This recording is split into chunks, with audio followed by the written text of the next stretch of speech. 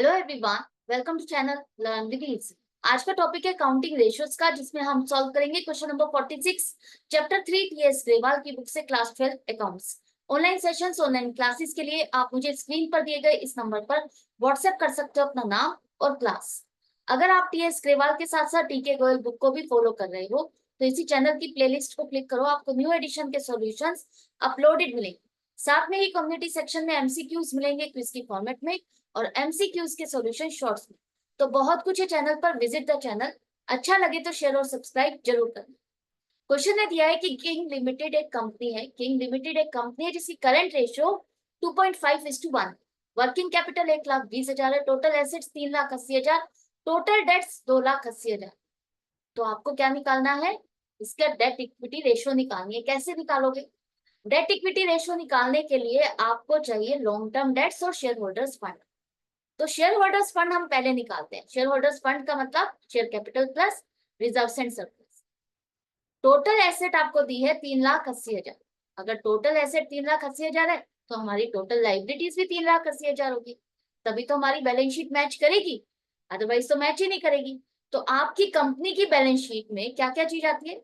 Equity and liabilities वाले side पर सबसे पहले आप लिखते हो शेयर होल्डर्स फंड, उसके बाद लिखते हो नॉन करेंट लाइबिलिटीज और फिर लिखते हो करंट लाइबिलिटीज। मेजरली ये तीन चीज होती है, राइट। तीनों का टोटल करोगे तो आपकी क्या आ जाती है? Total liabilities.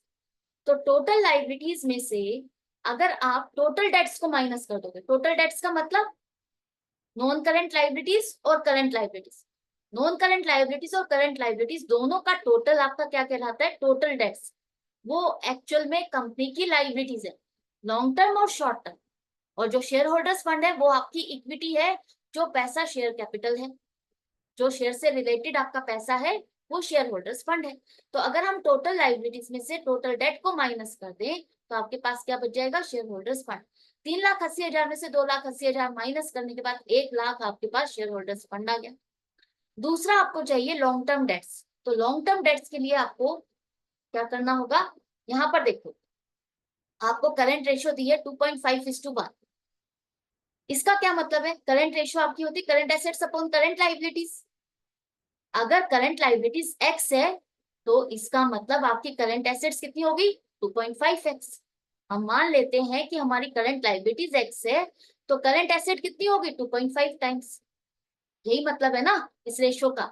तो अगर आपको पता है कि वर्किंग कैपिटल हमारी क्या होती है? Current asset minus current liabilities. Working capital current asset minus current liabilities होती है। अगर हमारी करंट एसेट 2.5x और करंट लाइबिलिटीज x है तो इन दोनों का डिफरेंस 1.5x आपकी क्या हो गई? Working capital. तो हमारे पास वर्किंग कैपिटल की वैल्यू दी है जो कि 1,20,000। ये 1,20,000 आपका 1.5x के बराबर है, राइट।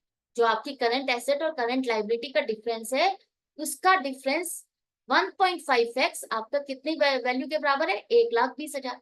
तो x की वैल्यू निकालने के लिए हम क्या करेंगे? 1,20,000 को 1.5 से डिवाइड कर देंगे। इसका मतलब क्या है? इसका मतलब है जो आपकी वर्किंग कैपिटल है वो करंट लाइबिलिटीज की 1.5 गुना है। x का मतलब क्या लिया है हमने? Current liabilities. और x 1.5 टाइम्स है जो कि वर्किंग कैपिटल है, तो इसका मतलब क्या है? करंट लाइबिलिटीज का 1.5 गुना आपकी वर्किंग कैपिटल। तो x की वैल्यू निकालने के लिए आप 1,20,000 अपॉन 1.5 करोगे 1.5, तो आपके पास x की वैल्यू आ गई 80,000। Current liabilities 80,000। करंट लाइबिलिटीज आपको मिल गई। मैंने आपको कहा था टोटल डेट्स का मतलब क्या होता है? Non current liabilities plus current liabilities. Non current liabilities का मतलब है लॉन्ग टर्म डेट्स।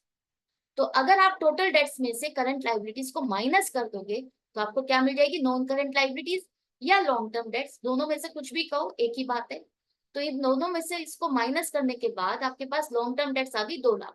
अब दोनों चीज आपने निकाली तो रेशियो निकाल सकते हैं हम, डेट अपॉन इक्विटी। तो डेट को ऊपर लिखो 2,00,000, इक्विटी को नीचे 1,00,000। तो 2:1 की आपके पास रेशियो आ गई।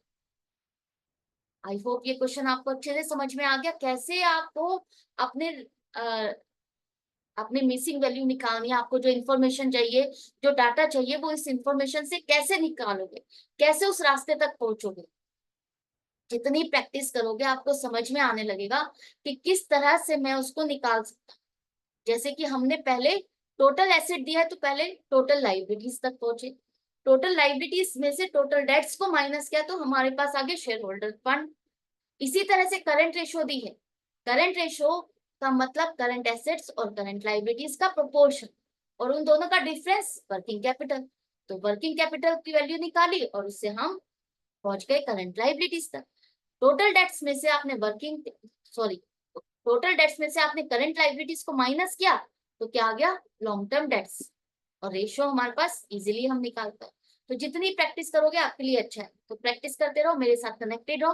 डाउट है या कंफ्यूजन है तो कमेंट सेक्शन में लिख सकते हो। मिलते हैं नेक्स्ट वीडियो में नेक्स्ट क्वेश्चन के साथ। Good bye and take care.